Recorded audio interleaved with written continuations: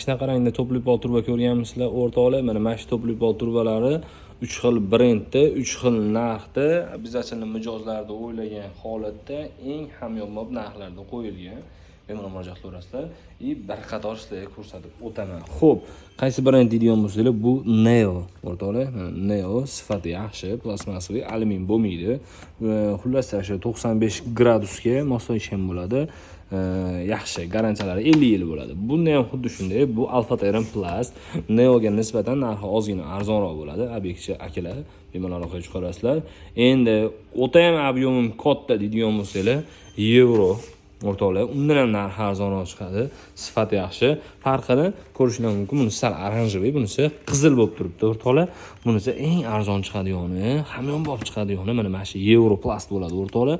Aloqaga chiqarasizlar. Narxlari juda ham zo'r.